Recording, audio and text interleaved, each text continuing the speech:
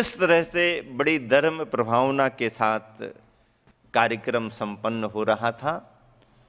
और उपसंहार में जब आचार्य श्री का उद्बोधन हुआ तो वाकई में जो गहराई, जो अध्यात्म, जो आचरण की उत्कृष्टता की बात आचार्य श्री के द्वारा उस समय प्रतिपादित हुई, संघ क्या, साहित्यकार क्या, सारी समाज आश्चर्यचकित रही। उसका कारण ये है कि हम सब तो फिर भी भावनात्मक और गुरुवर की महिमा परक चर्चाओं को महत्व देकर के अपनी बात कर लेते हैं, लेकिन गुरुवर तो इन सब चर्चाओं से परे हो जाते हैं और अपने आप को इन सब संदर्भों से ऐसा अलिप्त निर्लिप्त कर लेते हैं जैसे उन्होंने कुछ सुना ही ना हो। लेकिन अंदर से निकाल करके जो सूत्र प्रासंगिक आचार्य श्री रखते हैं वो वाकई में प्रेरणाप्रद होते हैं। और यही कला, यही कुशलता गुरुवर की एक उच्च कोटि के दार्शनिक और साहित्यकार के रूप में आज भी जन जनेतरों में प्रसिद्ध है। हम लोग इसी गुरुवर की कृपा के कृपा पात्र हमेशा बनते रहे हैं। मड़िया जी में आचार्य श्री का पहुंचने का भाव रहा अंदर अंदर, ये किसी को मालूम नहीं रहा। मंच का कार्यक्रम 4:30 बजे तक पूरा करना है, ऐसा कमेटी वालों को मालूम था। बादल अपना काम कर रहे थे, कार्यक्रम आगे बढ़ता जा रहा था, सभी का ध्यान उड़ते हुए बादलों पर था। लेकिन कार्यक्रम पूरा होना है, कार्यक्रम पूरा होगा, अंतर्मन में विश्वास था। और आचार्य श्री का उद्बोधन जैसे ही पूरा हुआ, 4:30 बजे आचार्य श्री को स्वयं अनुमान था और आचार्य श्री ने समय के मुताबिक प्रवचन का समापन उपसंहार करते हुए किया। आचार्य श्री ने संघ को संकेत दिया कि हाँ जल्दी चलो, मड़िया जी तक चलना है, मौसम पानी बस आने वाला है।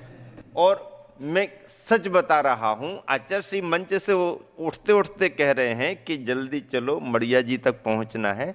लाडगंज से 7-8 किलोमीटर की दूरी पड़ती है और मौसम पानी वातावरण को देख करके देखो जल्दी करो, पानी आने वाला है। ऐसा करके मंच से कमानिया से लाडगंज मंदिर का गेट 100-150 कदम ही होगा, 100-150 फीट ही पड़ता होगा। इतना ही नहीं चल पाया संघ कि जैसे ही लाडगंज मंदिर का गेट पार करके आगे बढ़े गड़ा फाटक की ओर, और बूंदा बांदी बूंदा बांदी बूंदा बांदी। अब आचार्य श्री ने कहा कि अब बूंदा बांदी तो शुरू हो रही, अपना तो बिहार शुरू हो गया। अपना तो बिहार शुरू हो गया।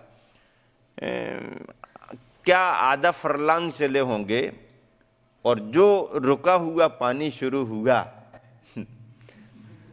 तो पानी कहे कि हम हैं और आचार्य श्री कहें कि हम हैं। पानी बहुत जोरों से आया, लेकिन अब रुकने का काम नहीं, लौटने का काम नहीं, क्योंकि बिहार प्रारंभ हो गया था। बिहार करने के पहले ही तेज पानी आ जाता तो आचार्य श्री संघ रुक जाता है, लेकिन आचार्य श्री को रुकना नहीं था, कार्यक्रम संपन्न कराना था।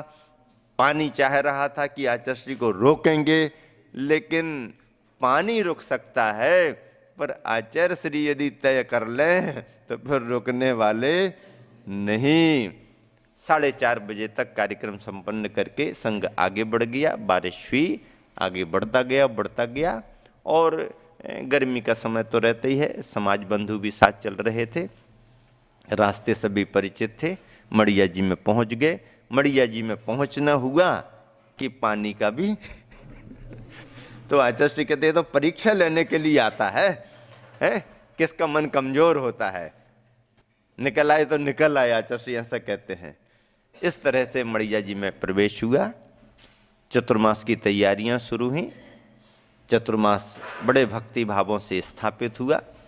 विधि करते ही हैं स्थापना की, उपवास उस दिन रहता ही है। ये जो आप हमेशा देखते हैं उसी विधि से बड़ी प्रभावना के रूप में सन 88 का चातुर्मास आचार्य श्री ने मड़िया जी में स्थापित किया। मड़िया जी में सन 1984 में आचार्य श्री के प्रवास में ग्रीष्म काल के समय नंदीश्वर दीप मंदिर का जो शिलान्यास समाज ने कराया था, उसका कार्य निरंतर आगे बढ़ रहा था और काफ़ी कार्य आगे बढ़ गया था।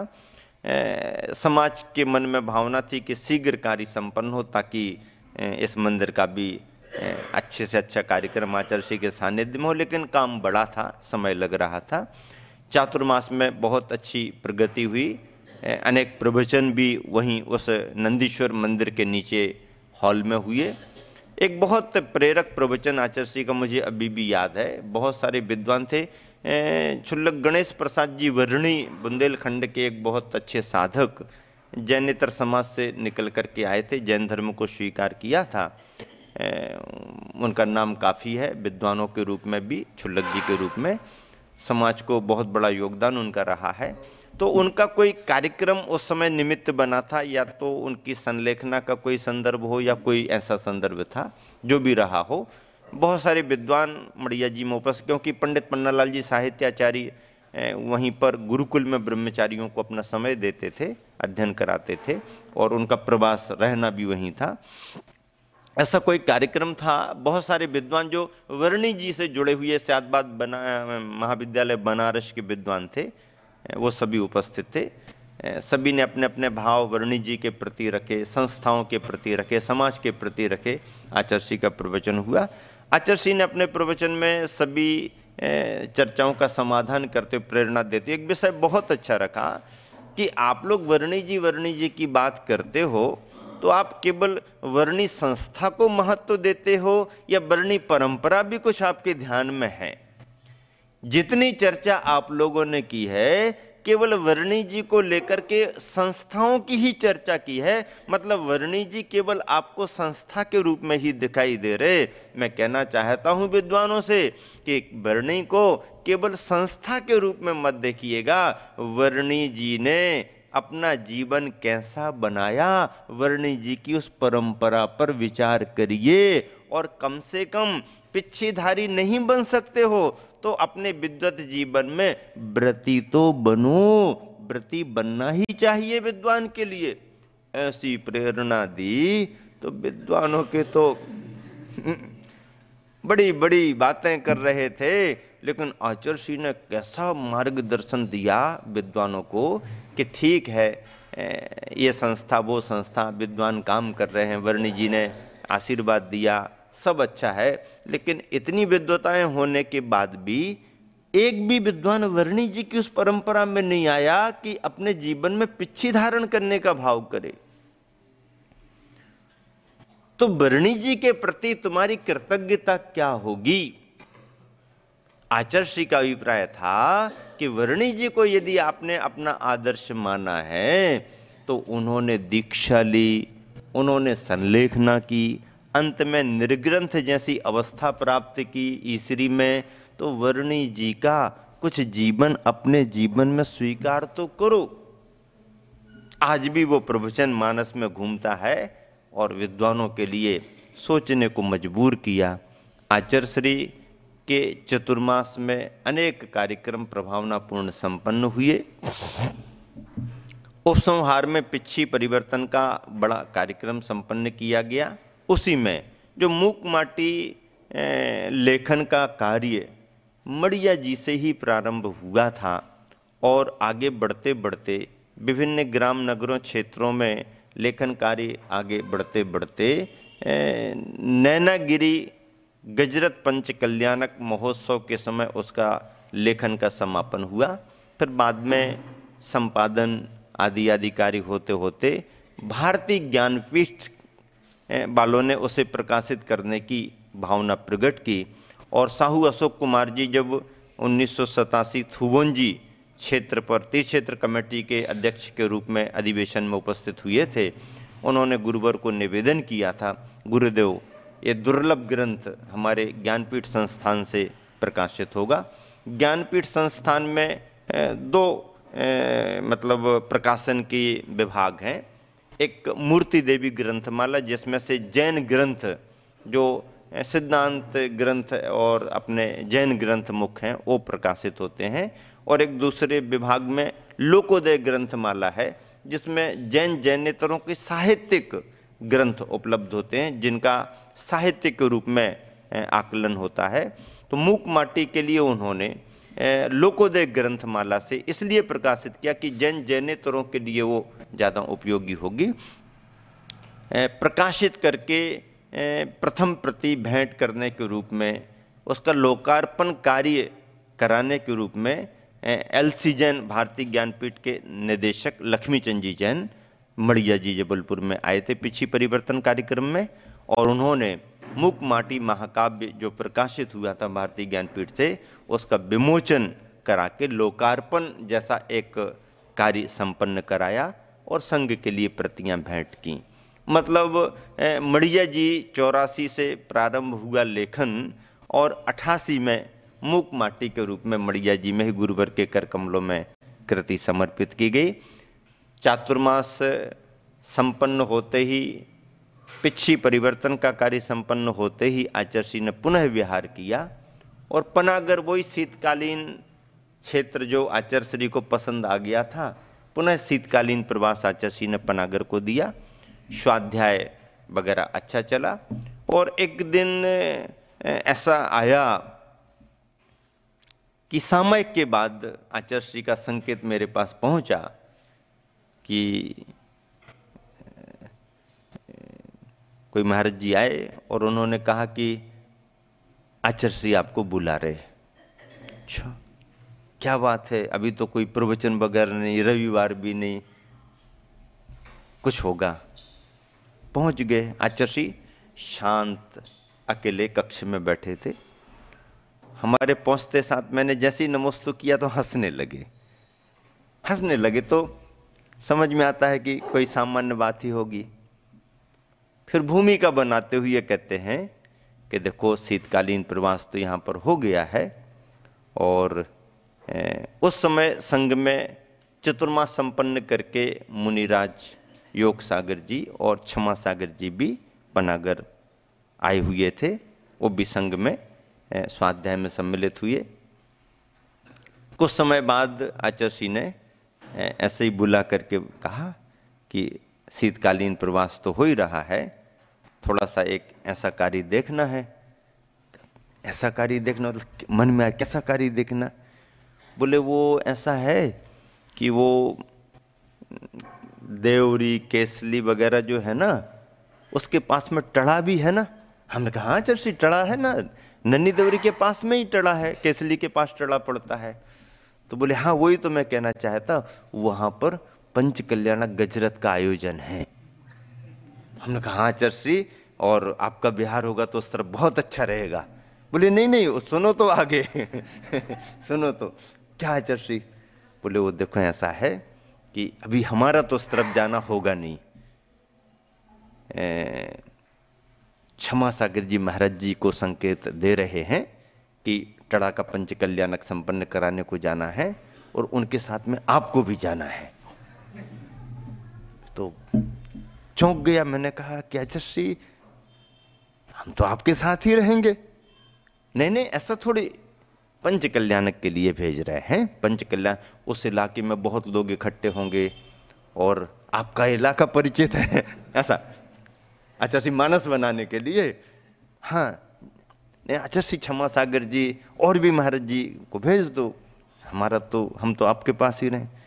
नहीं नहीं वो तो है, लेकिन थोड़ा महाराज जी थोड़े अस्वस्थ रहते, उनके साथ में कोई एक भैयावृत्ति वाला भी चाहिए, थोड़ा आप देखो। आचार्य हम अकेले?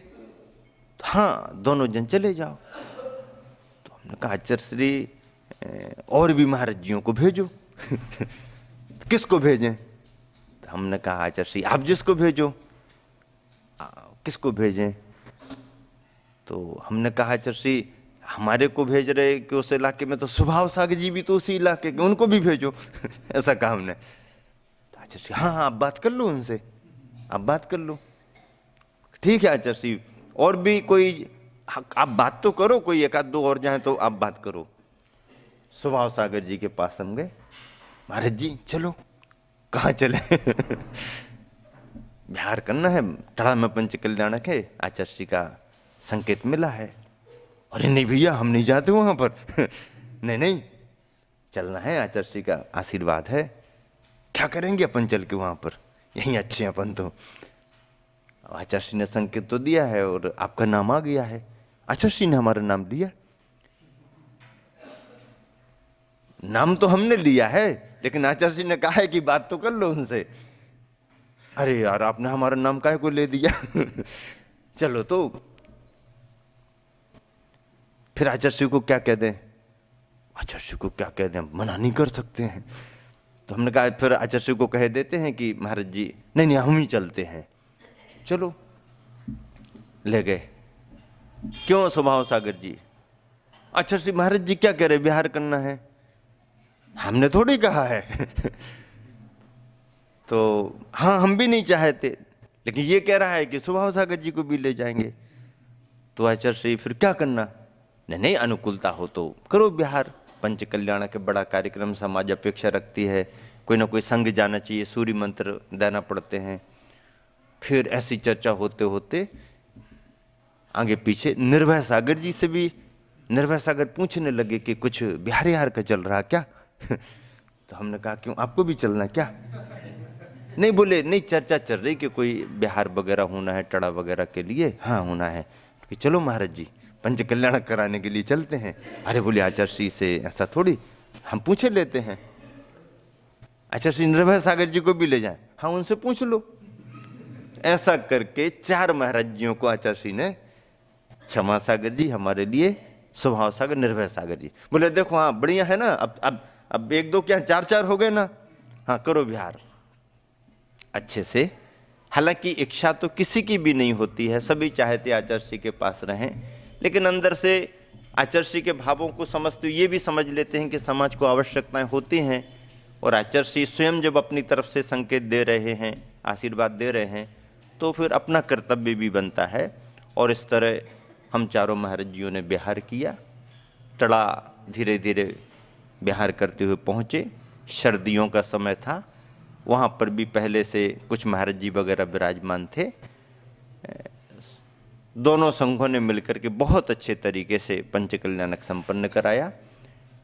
आसपास के इलाके से जैन समाज के साथ जैनेतर बंधु बहुत उपस्थित होते हैं, क्योंकि उनको इन कार्यक्रमों की जानकारी रहती है। कार्यक्रम संपन्न हुआ, आचार्य श्री के संकेत हम लोगों को मिले आशीर्वाद के साथ, और वहाँ से सिलवानी विहार किया। सिलवानी में कुछ समय प्रवास हुआ, कार्यक्रम कराए। आगे संकेत मिला सागर के लिए, तो सागर के लिए हम चारों का विहार हुआ। सागर में भी कुछ कार्यक्रम मंदिर आदि के थे, एक विधान भी होना था, उसको संपन्न कराया। वेदी प्रतिष्ठा का भी एक कार्य था, कार्यभाई मंदिर का, उसको भी संपन्न कराया। और इस कार्यक्रम की संपन्नता के साथ ही संघ को समाचार मिले कि क्षमा सागर जी और निर्भय सागर जी